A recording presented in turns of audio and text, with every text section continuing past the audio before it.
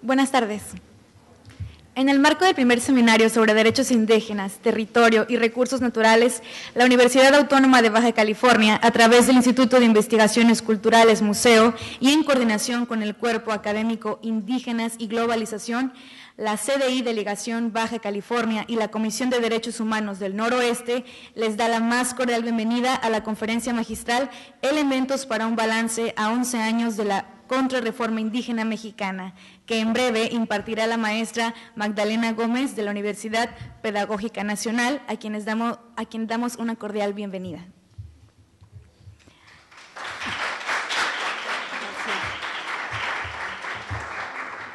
A continuación, algunos datos sobre nuestra conferencista. María Magdalena Gómez Rivera es licenciada en Derecho con especialidad en Tecnología Educativa, integrante de la Academia Mexicana de Derechos Humanos, integrante del Grupo Paz con Democracia, miembro honorario del Instituto Internacional de Derecho y Sociedad ITS, maestra en la Universidad Pedagógica Nacional en el área de diversidad e interculturalidad y articulista del periódico La Jornada.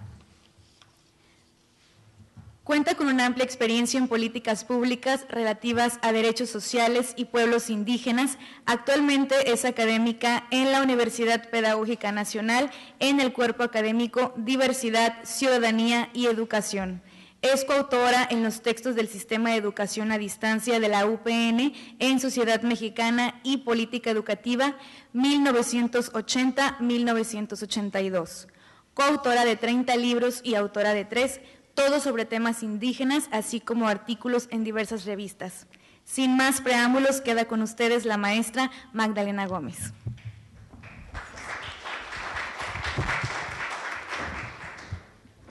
Pues muy buenas tardes a todas, a todos. Agradezco la invitación a participar en este seminario tan emblemático por el acompañamiento que no es usual desde la academia a un proceso tan importante como el del pueblo Cucapá. Voy a abordar una reconstrucción muy genérica de las etapas del proceso de juridicidad en México en materia de pueblos indígenas. Plantearé algunas tendencias que constituyen el contexto para analizar cómo las conquistas jurídicas logradas por los pueblos indígenas en los últimos 20 años se desvanecen ante la embestida de las políticas y normas privatizadoras,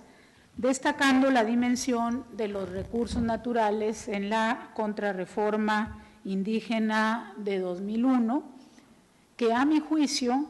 implicó el cierre de una etapa que se mantendrá mientras subsista la hegemonía neoliberal. Por último, plantearé también algunas reflexiones sobre el vínculo del derecho ambiental y los derechos de los pueblos indígenas, el derecho a la consulta y el consentimiento previo, así como algunos elementos para valorar la posreforma a partir de 2001. Tanto en los planos de políticas, legislación y resoluciones de la Suprema Corte de Justicia, que en conjunto apuntan a perspectivas que aparecen en el futuro inmediato.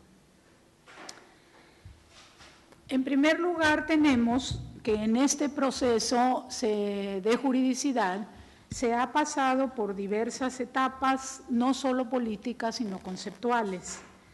En principio, ante la ausencia absoluta de la mínima mención a estos pueblos, aparecía como un avance que se les reconociera el derecho al traductor en los juicios penales, sobre todo en contraste con aquellas normas que les trataba como inimputables por ser, entre comillas, indígenas, analfabetos, alejados de la civilización. Así lo decía el Código de Michoacán, todavía en la década de los 90, en su artículo 16, en el Código Penal. El vacío jurídico constitucional se empezó a cubrir con la ratificación el 3 de agosto de 1990 del Convenio 169 de la Organización Internacional del Trabajo. Así, sin consultas a los interesados, el Senado de la República dictaminó que el presente convenio, dijo, no contiene disposición alguna que contravenga nuestro orden constitucional ni vulnere la soberanía nacional. Así dijeron en el Senado y después veremos que se desdijeron. Y luego vendría la reforma al artículo 4 de la Constitución, formalizada en enero de 1992, que consistió en la inserción de un párrafo que reconocía una realidad histórica innegable, evidente, como es el hecho de que la nación mexicana tiene carácter pluricultural, sin asumir a ese nivel como sujeto de derechos a los pueblos indígenas y delegando a la ley, a la futura ley que nunca existió, la protección y desarrollo de una serie de derechos como las lenguas, usos y costumbres, formas de organización social y política. Esta primera reforma constitucional fue rechazada por el movimiento indígena y se procesó desde la soledad y el aislamiento del entonces Instituto Nacional Indigenista. Habría que señalar que el procesamiento de ese párrafo no fue sencillo, reflejaba lo que en aquel momento el Estado estaba dispuesto a conceder, entre comillas. Por otra parte, durante ese proceso se realizó la, para mí, auténtica reforma indígena del salinismo, que fue la contrarreforma al artículo 27 constitucional, para colocar las tierras de propiedad social en lógica del libre mercado y considerar también que sociedades mercantiles con capital extranjero se asociaran, pudieran tomar acciones y tener control sobre recursos. Nuestra paradoja es que los recursos del subsuelo siguen asignados al dominio directo de la nación, pero las normas secundarias están orientadas para que el Estado los malbarate. En ese proceso destaca lo que he denominado los caminos de San Andrés. Como ustedes saben,